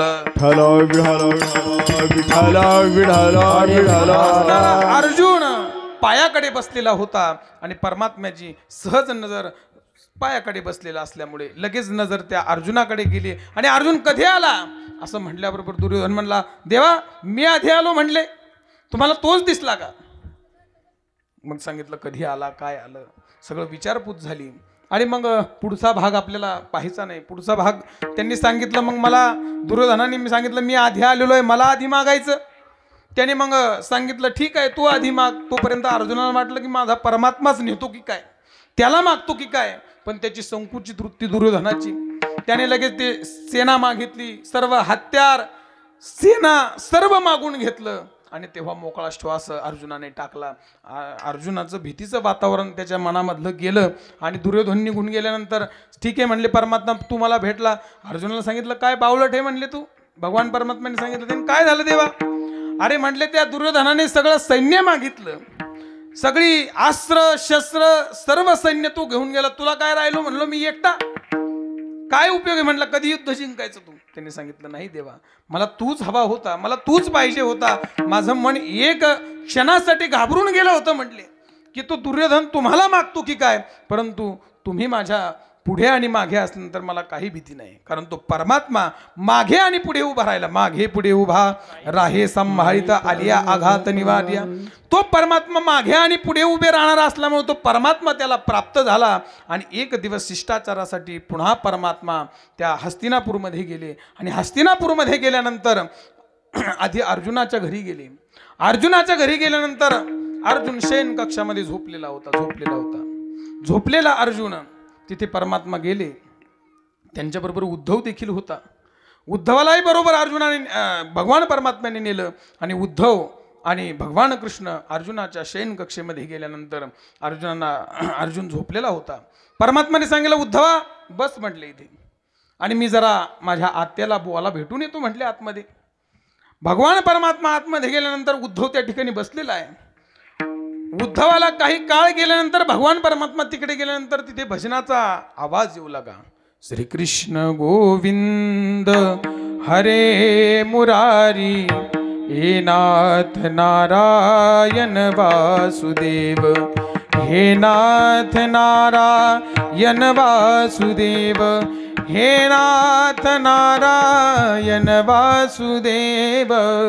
श्री कृष्ण गोविंद हरे मुरारी, हे नाथ नारायण वासुदेव. त्याला भगवान परमात्म्याच्या भजनाचा आवाज येऊ लागला. म्हणून आवाज कुठून येतोय कुठून येतोय म्हणून उद्धव पाहू लागला. पाहिलं तर अर्जुनाच्या केसातून परमात्म्याच्या भजनाचा आवाज येऊ लागला. मग मात्र उद्धवाच्या जी भक्तीचा अहंकार त्याच्या जीवनामध्ये होता तो नष्ट झाला. की त्या अर्जुनानं इतकं भगवान परमात्म्याचं नामस्मरण केलं, इतकं भगवान परमात्म्याचं नामस्मरण केलं की त्याच्या रोमारोमातून कृष्ण कृष्ण असा ध्वनी निर्माण होऊ लागला. तसं माझ्या जगद्गुरु तुकोबारायांना जीवनामध्ये अखंड त्या परमात्म्याचं विठ्ठल विठ्ठल विठ्ठल भजन करत करत त्या भगवान परमात्म्याला हातामध्ये प्राप्त केलं. म्हणून सापडला हाती तरी झाली हे निश्चिंती. जीवनामध्ये त्या परमात्म्याला प्राप्त केलं आणि प्राप्त झालेल्या परमात्म्यामुळे जीवनामध्ये तृप्ती जीवनामध्ये झाली. आणि त्या तृप्तीचं आणि भगवान परमात्मा प्राप्तीचं जीवनामध्ये काय त्यांच्या जीवनामध्ये बदल होऊ लागले. त्यांच्या जीवनामध्ये त्यांच्या ठिकाणी असणारं मन त्या एक भगवान परमात्म्याच्या ठिकाणी लिप्त झालं. त्या परमात्म्याच्या ठिकाणी लिप्त झाल्यानंतर आता मनाचा विचार केला तर मन अत्यंत चपळ आहे बहुचंचल चपळ. हा बहुचंचल चपळ. हो हो बहुचंचल चपळ. हो हो बहुचंचल चपळ. जाता येता नलके वेळा, जाता येता नलके वेळा, बहुचंचल चपळ. बहुचंचल चपळ. जाता येता नलके वेळ, जाता येता नलके वेळ, बहुचंचल चपळ. हो बहुचंचल चपळ. चपळ बहुचंचल चपळ, जाता येता नलगे वेळ. या सर्व इंद्रियांचा राजा मन आहे. मन आणि ते मन इतकं चप्पळ आहे की साधं आम्ही कीर्तनाला आलो आणि कीर्तनाला आल्यानंतर मंडपमध्ये बसलेला असतो. पण एका मिनिटात जर ध्यान आला आजीला की मी येताना कुलपाला झटका दिला की नाही, की ते डोक्याने झटका देऊन पाहत झटका दिला की नाही. एका मिनिटात जर आम्हाला पंढरपूर आठवलं तर त्याला खर्ची लागत नाही, तिकीट काढावं लागत नाही, एस टीमध्ये बसावं लागत नाही. ते म्हणलं की एका मिनिटामध्ये फाट्यावरती जातं. लगेच ज्याचं 60-70 वय आहे, ज्याला फ्री तिकीट आहे, तो लगे एस टीत बसतं. पंढरपूरला जाऊनही येतं. अगदी एका क्षणामध्ये जिथं पाहिजे तिथं जाऊन येतं. शास्त्र त्याला सांगतंय मरकटस्य सुरापानम. माकडाचं उदाहरण मनाला दिलेलं आहे. माकड असतं माकड, आणि माकडाला आधीच किती चपळ असतं, माकड किती चंचल असतं, आणि त्यामध्ये त्याला दारू पाजावी. त्या माकडाला दारू पाजल्यानंतर किती चंचल होईल ते माकड, आणि त्यामध्ये त्याला आणखीन विचूड असावा. विचूड असल्यानंतर पहिलं आधीच माकड चंचल, त्यामध्ये त्याला दारू पाजली, आणखी चंचल झालं, त्यामध्ये त्याला विंचूड असला, 10 पटीने चंचल झालं, त्याही पेक्षा 1000 पटीने मन चंचल आहे. आणि असा असणारं मन त्या परमात्म्याच्या ठिकाणी त्या जगद्गुरु तुकोबाराने भजनेच्या साधनेनं एका अवयवावरती विजय मिळवला. मनावरती विजय मिळवला, वावगं नाही. जगद्गुरु तुकोबारांनी कामावरती देखील विजय मिळवला. कामावरती जगद्गुरु तुकोबारांनी क्रोधावरती विजय मिळवला. माझ्या जगद्गुरु तुकोबारांना मंबाजी बुवानी एक दिवस कीर्तनाला जात असताना जगद्गुरु तुकोबारांची म्हैस त्या मंबाजी बुवाच्या शेतीकडे गेली, कुंपणाकडे गेली, आणि त्या मंबाजी बुवाचा शेतीच्या कुंपण त्या म्हशीने ओलांडलं. म्हणून अशा माणसांना फक्त कारण लागत असतं. आणि त्या कारणाने, म्हशीच्या कारणाने मंबाजी बुवांनी माझ्या तुकोबारांना काठीच्या काठ्याने मारलं. इतकं मारलं की अंग रक्तबंबाळ झालं. अंगाला प्रत्येक ठिकाणी त्या काट्याने स्पर्श केलेला आहे, अंगामध्ये काटे खुडलेले आहे, रक्त निघत आहे, पूर्ण मारलेलं आहे, रक्तबंबाळ अंग झालेलं आहे. आणि त्या मंबाजी बुवांनी मारलं तरी देखील जगद्गुरु तुकाराम प्रत्येक काठीचा टोला मारला की विठ्ठल विठ्ठल विठ्ठल त्या परमात्म्याचं भजन करून एक ना एक वार सहन केला. मंबाजी बुवांनी कंटाळून त्या ठिकाणी काठी मोडली. मंबाजी बुवा घरी गेले. पुन्हा जगद्गुरु तुकोबाराय संध्याकाळ झाली आणि संध्याकाळ झाल्यानंतर कीर्तनाची वेळ झाली. कीर्तनाच्या ठिकाणी जगद्गुरु तुकोबाराय गेले आणि गेल्यानंतर मंबाजी बुवाची जागा मोकळी दिसली कीर्तनासाठी. आणि म्हणून पुन्हा माझे जगद्गुरु तुकोबाराय मंबाजी बुवाच्या घरी गेले. घरी गेल्यानंतर तिथे गेलेला मंबाजी बुवा झोपलेले होते. त्यांचे जाऊन पायथ्याशी बसले आणि त्यांचे हात दाबू लागले. पायात मंबाजी बुवाची तुकोबाराय दाबू लागले. पाहिलं, स्पर्श झाला पायाला. मंबाजी बुवा उठले आणि पाहिलं तर तुकोबाराय तुकाराम माझे पाय दाबतोय. अरे ज्याला मी इतकं मारलं, काट्याच्या काठीने मी मारलं, रक्तबंबाळ केलं, त्याच्या अंगामध्ये काटे खुडलेले, ती जखम देखील अजून कुठे गेली नाही आणि तू तुकोबाराय माझे पाय दाबतोय. मंबाजी बुवाने हात धरला, डोळ्यातून घळघळ घळघळ अश्रू वाहू लागले. आमच्या जीवनामध्ये देखील तेच आहे. आमच्या सोबत देखील कोणी वाद घातला, वाद घातल्यानंतर जर आम्ही आमच्या जिभेवरती आणि तोंडावरती ताबा ठेवला तर वाद वाढणार नाही कधी. हे उदाहरण सुनेसाठी आणि सासूसाठी मुख्य आहे. कारण माणसाकडे संयम असावा आणि स्त्रीकडे तोंडावरती ताबा असावा. या संसारात कधी भांडणं होणार नाही. माझ्या तुकोबारायांनी मंबाजी बुवाचे पाय दाबू लागले, हात दाबू लागले. तुम्ही खूप मारलं मला, तुम्ही मारलं देखील असेल, पण तुमचे हात थकले असतील, दमले असतील, म्हणून मंबाजी बुवाचे हात दाबू लागले, पाय दाबू लागले. मंबाजी बुवाच्या डोळ्यामध्ये घळघळ घळघळ घळ पाणी येऊ लागलं. मंबाजी बुवांनी सांगितलं, तुकोबाराय काय करताय? अहो ज्या हाताने मारलं ते हात तुम्ही दाबताय, पाय तुम्ही दाबताय. त्यांनी सांगितलं, मंबाजी बुवा तुमचे माझ्यावर उपकार आहेत. ते म्हणजे हाणणाऱ्याचे कुठे उपकार असतात का? त्यांनी सांगितलं, उपकार आहेत, उपकार आहेत. कारण आमच्या जीवनामध्ये आमचं काम गेला हे आम्हाला कळालं होतं, पण आमचा क्रोध गेला की नाही हे आज तुमच्यामुळे आम्हाला कळालं. विठ्ठल विठ्ठल विठ्ठल जगद्गुरु तुकोबारायांचा काम देखील या ठिकाणी गेलेला होता. क्रोध मंबाजी बुवाच्या रूपानं कळाला. काम तर पाठीमागेच गेला होता.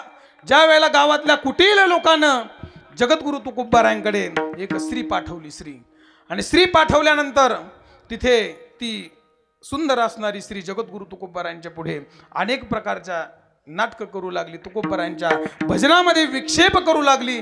परंतु विक्षेप करत असताना जगद्गुरु तुकोबारायांनी एका वाक्यात त्या स्त्रीला सांगितलं, जाईयो तुमात न करी सायास, जाईयो तुमात न करी सायास, जायो तुमाते न करी जायास, जायो तुमाते न करी जायास.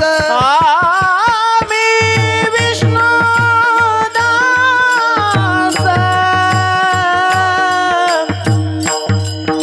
तैसे नोहे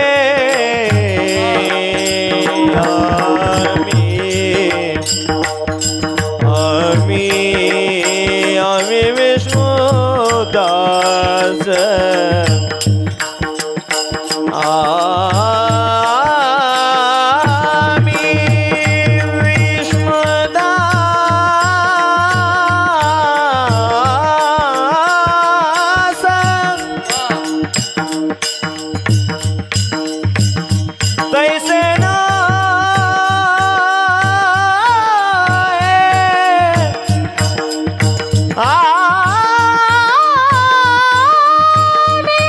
विष्णुदास,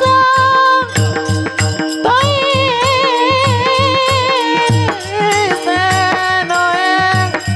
आम्ही विष्णुदास,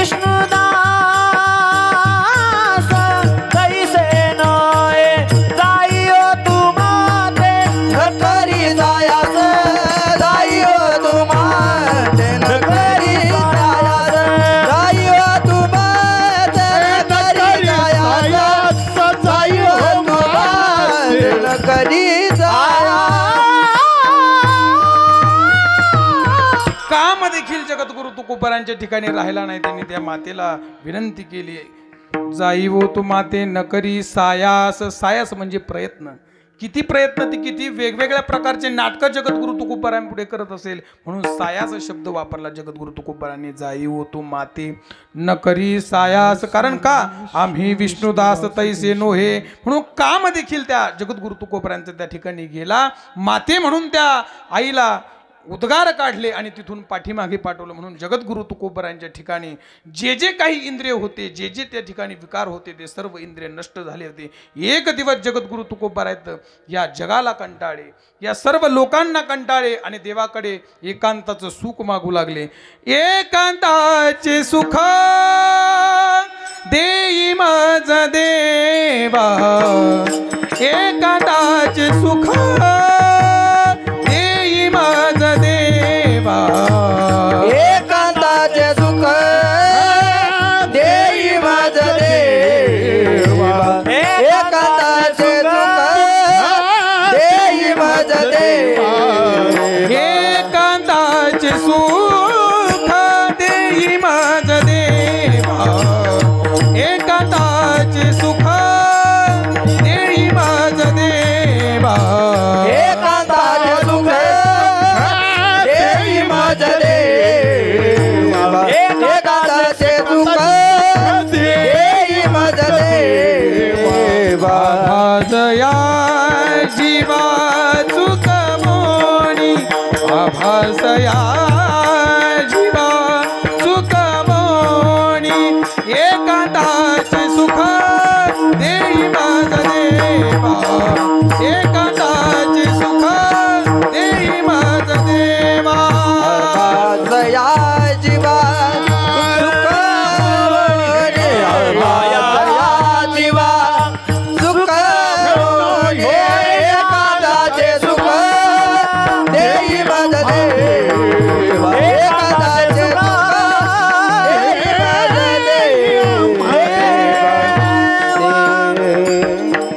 एकांताची सुख देई मज देवा. आघादया जीवा चुकवुनी. ध्यानी रूपवाचे नाम निरंतर. त्या परमात्म्याचं भजन करत असताना, त्या परमात्म्याकडे अखंड चिंतन करत असताना एक एक विकार जगद्गुरु तुकोबारापासून दूर गेला. दूर गेल्यानंतर ज्या वेळेला जगद्गुरु तुकोबारा आत्मस्थितीकडे पोहोचले, त्यावेळेला जगद्गुरु तुकोबारांनी एकांताचं सुख भजनासाठी आणखी देवाकडे मागून घेतलं. त्या जगद्गुरु तुकोबाराने त्या परमात्म्याला प्राप्त केलं. सापडला हाती तरी झाली हे निश्चिंती. आणि याचा फायदा काय झाला जीवनामध्ये? त्यांच्या या साधनेचा, परमात्म्याचा हातात आल्यानंतर, तो परमात्मा प्राप्त केल्यानंतर त्याचे काय गुण दिसू नाही. धाव घेत मना नाही. धाव घेत मना नाही. धाव घेत मना नाही. धाव घेत मना नाही. धाव घेत मन नाही. धाव घेत मन नाही. धाव घेत मन नाही.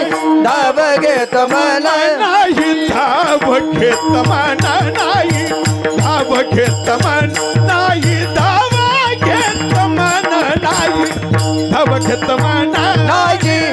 धाव घेत मन नाही. धाव घेत मन नाही. धाव घेत मन नाही. धाव घेत मन इंद्रियाचे समाधान. इंद्रियाचे समाधान नाही. धाव घेत मना नाही. धाव घेत मन नाही. धाव घेत मन नाही. धाव घेत मन इंद्रियाचं समाधान. इंद्रियाचं समाधान नाही. धाव घेत मन नाही. धाव घेत मन नाही. धाव घेत मन नाही. धाव घेत मन. जुनं ते सोनं. ज्यांनी तरुणाचा आवाज बंद पाडला त्यांच्यासाठी एकदा टाळ्या वाजवा. कारण तुमच्यामुळे आम्ही आहोत. जुन्या लोकांना जर विचार केला, आज आम्हाला साऊंड सिस्टीम आहे, विकू आहे, त्यावेळेला मला वाटतं या लोकांनी त्या दाव्याला लटकलेले माईक तुम्ही पाहिले असतील.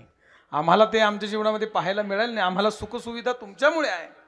तुम्हा जुना लोकांनी कष्ट घेतले संप्रदायामध्ये, तुम्ही जुन्या लोकांनी काही व्यवस्था नसताना त्यावेळेला संप्रदायामध्ये काम केलं, म्हणून आम्हा तरुणांना आज हे दिवस पाहायला मिळाले. विठ्ठल विठ्ठल हॅलो विठ्ठल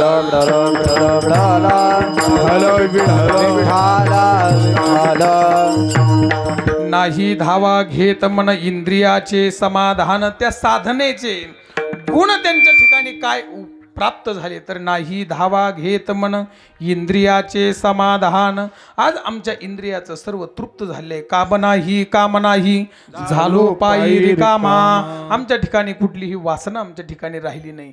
सांसारिक वासना तर बिलकुल राहिली नाही. फक्त जीवनामध्ये वासना असावी की असू नये, असावी वासना असावी, परंतु ती आध्यात्मिक वासना असावी. कारण आध्यात्मिक वासना ही सुखाला कारण आहे आणि सांसारिक वासना ही दुःखाला कारण आहे. विठ्ठल विठ्ठल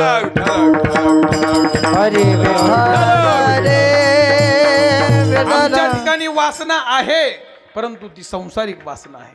सांसारिक वासनेमुळे आम्हाला संसार सुटायला तयार नाही. संसार आमच्यातून का सुटत नाही? आम्हाला सांसारिक अनेक वासना आमच्या अंतःकरणामध्ये आहे. आम्ही मजेने आमचे गुरुवर्य सांगत असतात, गुरुवर्य भास्करगिरी महाराज, आमच्या ठिकाणी इतकी खच्चून सांसारिक वासना भरलेली आहे की आम्हाला तो संसार सुटायला तयार नाही, ती वासना सुटायला तयार नाही. एका हिमालयामधून एक साधू तपश्चर्या करून आले. तपश्चर्या आणि साधूचं एक वैशिष्ट्य असतं, साधूचं एक मार्गक्रमण असतं, त्यांचं एक ध्येय असतं की जीवनामध्ये साधना झाली, जीवनामध्ये तपश्चर्या झाली की त्या तपश्चर्येपासून खाली यावं आणि या जीवाचं कल्याण करावं, त्यांना मार्गदर्शन करावं, त्या परमात्म्याविषयी त्यांना ज्ञान करून द्यावं.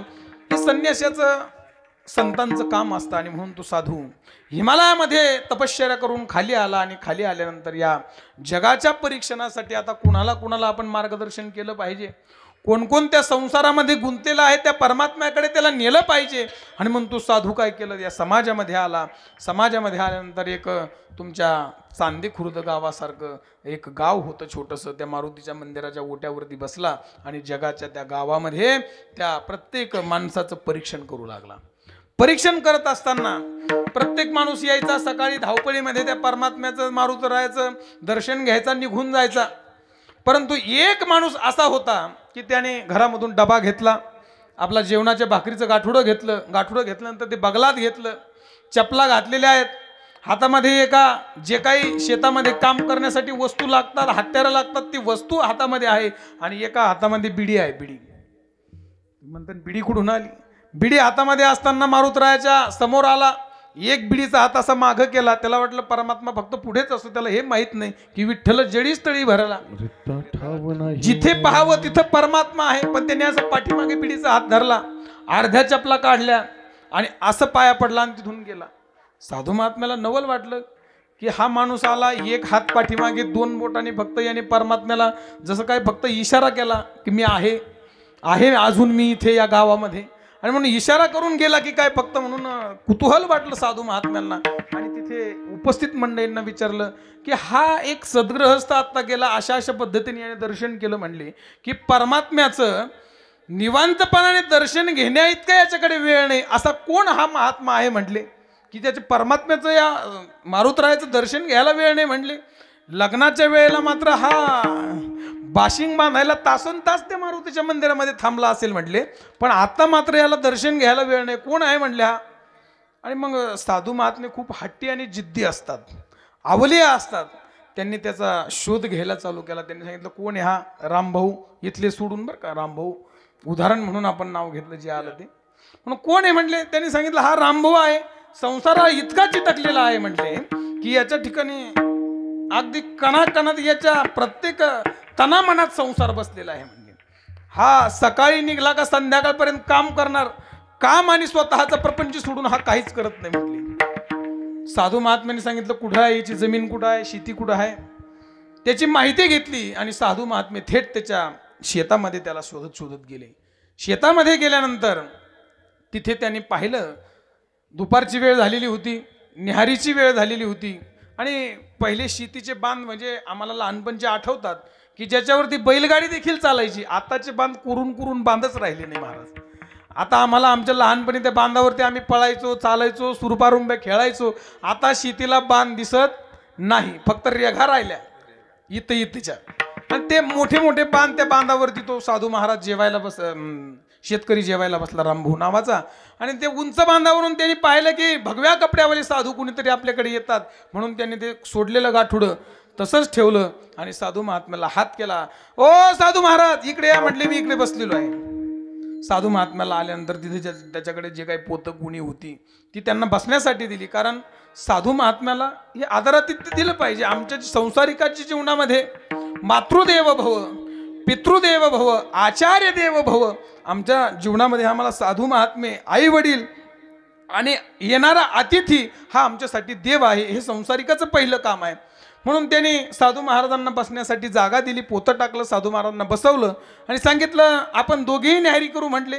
माझ्याकडे ज्या 2 भाकरी, एक तुम्ही खा एक मी खाईल. त्यांनी सांगितलं बाबा तुला काम करायचे, कष्ट करायचे, तू जेव म्हटले, मी जेवेल गावात गेल्यानंतर. त्यांनी सांगितलं नाही जेवा म्हटले. जेवू घातलं. जीव घातल्यानंतर त्याला जेवताना साधू महाराजांनी विषय काढला की बाबा तू इतकं संसारामध्ये रममान आहे, इतकं काम तू करतो, पण तू तुझ्या जीवनाचा हिशोब ठेवलाय का म्हणले. तुका म्हणे टाळा नाही त्याची अवकळा. ज्याच्या जीवनामध्ये हिशोब नाही त्याची अवकळा झाल्याशिवाय राहत नाही. मग आमच्या जीवनामध्ये आम्हाला व्यावहारिक हिशोब माहिती आहे, पण आमच्या आयुष्याचा हिशोब मात्र आम्ही कधी लावत नाही. आमच्या आयुष्याचा हिशोब करत असताना नाट प्रकरणामध्ये काकड्यामध्ये संत महात्मे सांगतात, अल्पायुष्य मानव देह शतगणिते अर्धरात्र काय मध्य बालत व पिळा रोग जय काय भजनाचे उरले ते पायेगा. अल्पायुष्य मानव देह शतगणिते अर्धरात्र काय मध्य बालत व पिळा रोग जय काय भजनाचे उरले ते पायेगा. एक तर माणसाला अल्पायुष्य मानव देह शतगणिले ते अर्धरात्र काय. 100 वर्ष आयुष्य माणसाला मिळालेलं आहे. माणसाला म्हणजे सर्व जीवांना 100 वर्ष आयुष्य मिळालं. त्यामध्ये बालत्व, पीडा, रोग, क्षय म्हणजे म्हातारपण, हे 4 टप्पे त्याच्यामध्ये आले. त्यांनी सांगितलं बाबा तुझं बालपणामध्ये गेलं, त्याच्यानंतर आता तारुण्यामध्ये जे कामामध्ये तू राब कष्ट करतोय त्याच्यामध्ये चाललं, पुढे म्हातारपण, रोग आणि अर्ध तर झोपेमध्येच गेलेलं आहे. म्हटले अर्ध आयुष्य विचार केला तर झोपेमध्येच जाते. 24 तासातले 12 तास, 7 तास, 8 तास आम्ही रात्री झोपतोच, म्हणजे अर्ध आयुष्य आमचं झोपेमध्ये गेलं. काही त्यातलं बालपणामध्ये, वृद्धपणामध्ये, म्हातारपण आणि क्षय म्हणजे रोगामध्ये गेलं. आणि त्याला विचारलं रामभाऊ तुझ्या जीवनामध्ये तू कधी हिशोब केलाय. म्हटले जीवनाचा आयुष्याचा हिशोब केलाय. तू इतकं राब कष्ट करतो, यातलं तुझ्यासोबत काय येणार आहे. म्हटले चल तुला मी तीर्थयात्रेला घेऊन जातो म्हटले माझ्या बरोबर. त्यावेळेला पायी तीर्थयात्रा होती आणि समोर घेऊन जातो म्हटल्यानंतर त्यांनी सांगितलं नाही महाराज माझ्यावरती माझा प्रपंच आहे, मी येणार नाही म्हटल्यानं माझी बायको सोडणार नाही म्हणे, मला तुम्हाला बायकोची परवानगी काढावी लागेल. म्हणून साधू महाराज म्हणले हट्टाला पेटले, मी घरी येतो म्हटले, तुझ्या बायकोला विचारतो म्हटल्यानंतर यांनी सांगितलं बायकोला काय डोकं आहे का म्हटले, तिला काय कळतं म्हणले, संसारात काय काय करावं लागतं. घरी साधू महाराज हट्टी होते. घरी गेल्यानंतर त्याच्या धर्मपत्नीला विचारलं की मी असं रामभाऊला तीर्थयात्रेला नेईन म्हणतो. नंतर आपल्याला एक गोड गैरसमज आपल्या जीवनामध्ये असतो की आपल्याला वाटतं आपले घरचे आपल्यावर खूप प्रेम करतात, ते आपल्याशिवाय राहू शकत नाही, आपल्याला सोडू शकत नाही, हा गोड गैरसमज असतो. रामभाऊच्या घरी विषय काढल्या आईसाहेब काय म्हणल्या माहिती का त्याच्या धर्मपत्नी, अहो आम्ही तर जा म्हणतो म्हणे त्यांना, तेच गोचड्यासारखे प्रपंचाला चिटकले म्हणे, ते जात नाहीत ते. त्याला तेव्हा कळलं की आपल्या बायकोचं आपल्यावर किती प्रेम आहे, म्हणजे किती जीव लावते म्हणे. तिला देखील वाटत होतं की रामभाऊने आपल्यापासून काही दिवस, कारण आम्ही नाकळतपणे घरच्यावर आमच्या इतक्या आम्ही बंधनं लादलेले असतात की जे त्यांना नको असतात ते देखील आम्ही त्यांच्याकडून करून घेण्याचा प्रयत्न करतो. कधी कधी त्यांना आपण नको वाटतो, पण हे आपल्या लक्षात येत नाही. रामभाऊच्या बायकोने सांगितलं घेऊन जा. रामभाऊने सांगितलं महाराज यांना काय कळतं म्हटले, संसार इथे मी कमवलं तर हे खातात म्हटले, इथे मुलांचं शिक्षण आहे, मुलगा ह्या वर्षी 10वीला आहे म्हटले, पुढे कॉलेजला जाईल त्याचे पैसे करायचे म्हटले, यांचं काय ऐकता. महाराजांनी त्याच्या पुढची स्टेप घेतली. त्यांनी सांगितलं तू किती पैसे कमवतो. त्यांनी सांगितलं 500 रुपये रोज. ते म्हणे मी 600 रुपये रोज तुला देईल आणि मग तुला तीर्थयात्रेला घेऊन जाईन म्हणजे महिना भरला की मनी ऑर्डर तिथून करणार म्हणले. याचा नाविलाच झाला. त्यांनी सांगितलं आता पैसे मिळत आहेत, 500 रुपये रोज कमवतो तर महाराज म्हणतात 600 देईल. आता 600 देईन म्हटल्यानंतर त्यांनी सांगितलं बरं आहे, पैसे मिळतात, तीर्थयात्राही होते.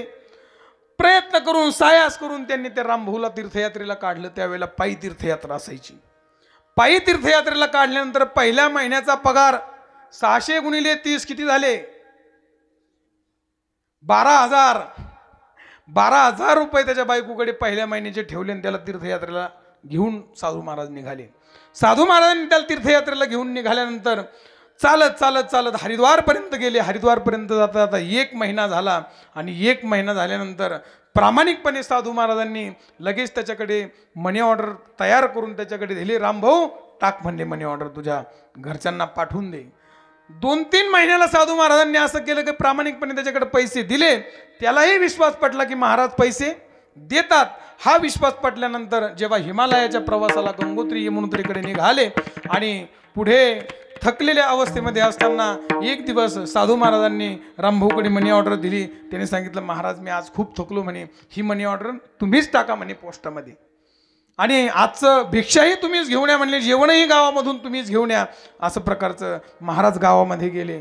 त्या मनी ऑर्डर ऐवजी पात्र महाराजांनी आज एक त्याच्या बायकोला पत्र लिहिलं.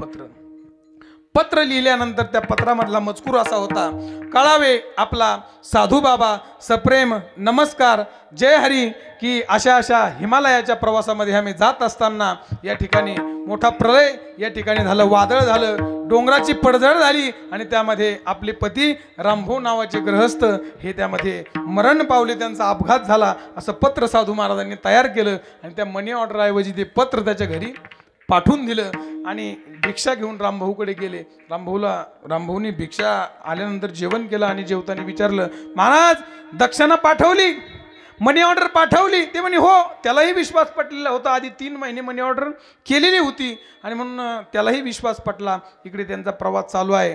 घरी मात्र विचार करतात कसा चालू असेल त्यांचा प्रवास, कसे त्यांची खडतर यात्रा असेल की ज्या हिमालयाचं वर्णन माझ्या ज्ञानोबारांनी देखील केलं आहे. हिमवंतो दोष खाय परी जीविताची हानी होय. हिमवंताने त्या ठिकाणी तीर्थयात्रा केल्यानंतर तिथे दोष तो घालतो, पण तिथे जीव जाण्याचे अनेक या ठिकाणी शक्यता आहे. असा असणारा खडतर प्रवास कसा करत असतील म्हणून घरची चिंता करतात आणि हा प्रवासात घरच्यांची चिंता करतो. काय होतं म्हणले, पैशाने सर्व गोष्टी होत नाहीत म्हणले.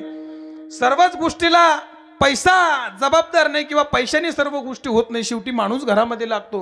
काय म्हणून लागत नाही घरामध्ये, पैशाने सर्व गोष्टी होत नाहीत आणि म्हणून तो विचार करतोय. पण लक्षात ठेवा, जो दिंडीमध्ये जातो तो घरचा विचार करतो, त्याला दिंडी घडत नाही, आणि जो घरून दिंडीचा विचार करतो त्याला दिंडी घडल्याशिवाय राहत नाही. विठ्ठल विठ्ठल आणि म्हणून तो प्रवास चालू असताना इकडे घरी सर्व चालू असताना एक दिवस पत्र आलं. पत्र आल्यानंतर बाईला काय वाचता येत नव्हतं म्हणून तो 10वीला असणारा मुलगा त्याला येईपर्यंत ते पत्र जपून ठेवलं. सांगितलं दरवेळेस तर या पाकिटामध्ये पैसे येत असतात, पण ह्यावेळेस मात्र चिठ्ठी आली. म्हणले काय भानगड झाली म्हणून मुलगा येण्याची वाट पाहिली. मुलगा आल्यानंतर ते पत्र मुलाला वाचायला दिल्यानंतर तो मुलगा पत्र जसं जसं वाचू लागला तसं तसं त्या आईच्या त्याच्या धर्मपत्नीच्या डोळ्यामध्ये अश्रूंचा पूर येऊ लागला की असे रामभाऊ नावाचे सद्ग्रस्त आम्ही हिमालयाची यात्रा करत असताना असा अपघात झाला, मृत्यू पावले म्हटल्यानंतर त्या धर्मपत्नीने टाहो फोडला, रडायला लागली. रडत असताना सांगितलं चांगले म्हणत होते मी जात नाही म्हणून, आमच्यात किती म्हणले त्यांचा जीव होता. आणि घरच्याला लक्षात ठेवा, आपली आठवण आपण गेल्यानंतर काका येत असते. संत महात्मे सांगतात त्यांना आठवण तुमच्या प्रेमामुळे येत नाही. ज्या ज्या वेळेला उणीव भासेल त्या वेळेस आपली आठवण. दिवाळीच्या वेळेला एखादा मनुष्य गेलेला असू द्या, त्यांना का आठवण येते की बघा ना म्हणले दिवाळीला किती आमच्या सर्व पोरांना आम्हाला चांगल्या चांगल्या साडीची आठवण आली का माणसाची आठवण आली. त्यांनी काय काय घरामध्ये वस्तू आणल्या त्या आठवल्या की त्या माणसाची आठवण येते. म्हणून संत महात्मे सांगतात बाबा रे, यांना तुमची आठवण प्रेमामुळे येत नाही, तुमच्या उणीवामुळे. तुम्ही ज्या ज्या गोष्टी त्यांना पुरवत होते त्या गोष्टीची आठवण झाली की तुमची आठवण होते, तशी त्यांना आठवण येत नाही म्हटले. तसं त्या मातेला एक एक वस्तू एक त्यांची गरज त्यांना लक्षात आली का त्या रामभाऊची आठवण येऊ लागली. मग गावातल्या लोकांना कळालं की असं बाबाच्या नादी लागून गेले म्हणले रामभाऊ. आणि तिकडे असं झालं. चला सांत्वन करण्यासाठी सगळं गाव जमलं. 10,000 लोकांची संख्या असलेलं गाव, सगळे लोक तिथे जमले. त्या ग्रामसभेमध्ये सर्वांनी ठराव घेतला की म्हटले आता या घराचा आधार गेलेला आहे. म्हटले आधार गेला, आणि आधार गेलेल्या घराला या सर्व ग्रामस्थांनी त्यांना आधार देणं आपलं काम आहे. म्हटले सर्वांनी प्रत्येकाने 5-5 हजार रुपये पर व्यक्ती वर्गणी करायची आणि त्या मातेला द्यायची. त्यानंतर प्रत्येक घराचं 1 पोतं धान्य त्या मातेला द्यायचं. असं ठरल्यानंतर आता विचार करा, 5,000 गुणिले 10,000 किती होतात? 1.5 कोटी रुपये. एवढे पैसे त्यांना जमले. त्यानंतर धान्य 10,000 पोते जमले, प्रत्येक उंबऱ्याचं 1 पोतं. एवढं जमल्यानंतर सर्वांनी सांगितलं आता हे आहे म्हटले, ह्या पोरालाही 10वी झाली, याला घे म्हणले ग्रामपंचायतमध्ये चिटकून, याला द्या नोकरी तिथं, त्यालाही त्या ठिकाणी नोकरी दिली. मग आता एवढं करायचं काय? त्या पैशातून एक सुंदर त्या झोपडीच्या ठिकाणी बंगला बांधून दिला.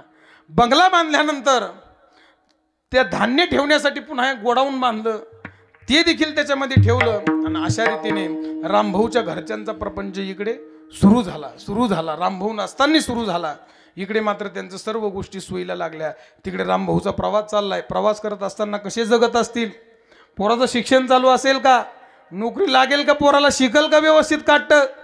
विचार करत असताना कसे तरी 6 महिने निघून गेले, 7 महिने निघून गेले, वर्ष होत आलं. तोपर्यंत गावाच्या अगदी 10-20 किलोमीटर मुक्काम पडला. 2 वाजलेले होते. 2 वाजता तिथे पोहोचल्यानंतर रामभाऊनी सांगितलं महाराजांना मी जातो म्हणले घरी. ते म्हणे अरे बाबा सकाळी जा, आपण आता पोहोचलेलोच आहोत. पण यांनी महाराजांना झोपी लावलं. झोपी लावून रात्रीच 2 वाजता घराकडे निघाला. अंधाराची वाट काढत त्या गावात आला. गावात आल्यानंतर त्याच्या जागेवरती गेल्यानंतर झोपडी पाहतो. तो कुठे झोपडी तिथे? झोपडी तिथे नाही म्हणल्यानंतर एकटाच रडायला लागला. एकटाच रडता म्हणला नक्की माझी जागा लुबाडली म्हणले कुणीतरी. झोपडीच्या ठिकाणी बंगला झालाय म्हणले कुणीतरी सावकाराने इथे जागा माझी बळकवली आणि इथे बंगला बांधलाय. पण आता एवढ्या रात्री विचारता कोणाला? जाऊ म्हणले त्यालाच विचारू आपण. गेला दरवाजाजवळ. आता कडी नव्हती तिथे, बेल होती. ती बेल वाजवली. टिंग टॉंग. बेल वाजवल्यानंतर 2-3 वेळा वाजवली. मग आता आतून त्याची पत्नी येणार आहे. पण एक इमेजिंग करा, एक कल्पना करा की आतून येणारी मंडळी मात्र आता डोक्याला बुक्का लावून येणार आहे, कुंकू लावून नाही. आतून येणारी मंडळी दार उघडायला येत असताना याच्या जटा वाढलेल्या आहे, दाढी वाढलेली आहे, दारापुढे उभा आहे. 2दा-3दा बेल वाजवली. आतून येणारी पत्नी दार उघडल्यानंतर त्याला ती उजेडामध्ये दिसल्यानंतर हिने ते दाढी वगैरे पाहिल्यानंतर ही घाबरली, दार पटकन लावून घेतल्यानंतर म्हणले कोण आहे एवढ्या रात्री? त्याने परत दार वाजवलं. तिने विचारलं कोण आहात तुम्ही? त्यांनी सांगितलं अगं मी रामभाऊ ना. म्हणले रामभाऊ? हिला वाटलं प्रपंचाला इतकं चिटकलेलं होतं. म्हणले आज 6 महिन्यापूर्वी पत्र आलं म्हणले की रामभाऊ नावाचा सद्ग्रस्त गेला. म्हणले इतकं प्रपंचाला चिटकलेलं भूत होऊन आलं म्हणले. भूत होऊन आलं म्हणल्यानंतर तिने परत दार लावून घेतलं. पुन्हा आतमध्ये गेली आणि बेल वाजवली. अगं मी स्वतः रामभाऊ आहे म्हणले. ते म्हणे खोटं बोलता तुम्ही. म्हणे काय एवढा प्रपंचाला चिटकलात? म्हणे तुम्ही गेल्यानंतर कुठं आमचं वाईट झालं, चांगलंच झालं म्हणे. याला वाटलं काय झालं नेमकं, हिने केलंय काय? हा बंगला त्याला काही कळेना गणित. त्याने सायास केला. पुन्हा तिला विचारलं दार उघड बाई, मी स्वतः आहे म्हणले, भूतभीत नाही. दार उघडायला लावलं. दार उघडल्यानंतर असा चिमटा घ्यायला लावला. चिमटा घेतल्यानंतर तिलाही खात्री पडली की रामभाऊ जिवंत आहेत. चिमटा घेतला, पाहिलं, तिच्या डोक्याला बुक्का पाहिल्यावर तर अजून त्याला कळेना नेमकं काय चाललंय. तिने सांगितलं तू बुक्का का लावला? मग तिने सगळा इतिहास सांगितला. तुम्ही असं गेल्यानंतर काही महिन्याने आम्हाला पत्र आलं, तुम्ही अपघातामध्ये गेलं असं कळल्यानंतर आम्हाला सगळं गाव जमल्यानंतर सर्व इतिहास सांगितला. त्याने असं मोठ्याने गेलं. ती म्हणे हळूच. त्याने का? ती म्हणे हे तुम्ही गेले म्हणून भेटलं म्हणे. तिने का? ती म्हणे तुम्ही गेल्यानंतर आम्हाला गावाने धान्य दिलं, लाखो रुपये जमा करून दिले, घर बांधून दिलं म्हणले. ती म्हणे मग आता? ते म्हणे तुम्ही आले कळलं तर हे सगळं जाईन म्हणले. सगळं जाईन म्हणे. मग आता काय करायचं? ते म्हणे तुमचे किती दिवस राहिलेत? आता झालं म्हणे 4 धाम. बद्रीनाथ झालं का रामेश्वर झालं का द्वारका झालं का जगन्नाथपुरी? तुम्ही राहा म्हणे फिरत असे. मग याच्या लक्षात आलं की त्या महाराजांनी मला सायासाने नेलं. मी म्हणायचो माझ्याशिवाय प्रपंच होणार नाही, प्रपंचाला मी स्वतः असलो, मी आणून दिलं तर खातील, पण माझ्या गैरहजेरीत देखील इतका चांगला प्रपंच होऊ शकतो हे माझ्या आत्ता ध्यानात आलं. माझ्याशिवाय हा प्रपंच होऊ शकतो. कारण इथे मात्र वृक्षाची पान हाले ज्याची सत्ता, वृक्षाची पान हाले ज्याची सत्ता, वृक्षाची पान हाले ज्याची सत्ता, वृक्षाची पान हाले ज्याची सत्ता.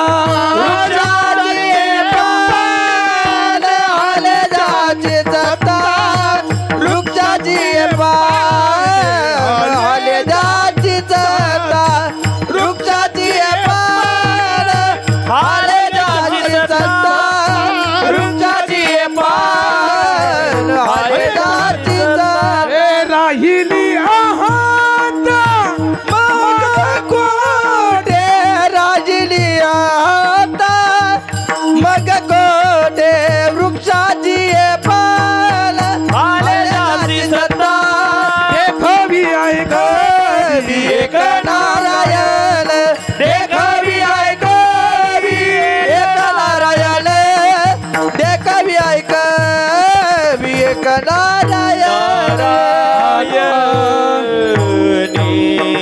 वृक्षाचे पान हलेजाची सत्ता राहिली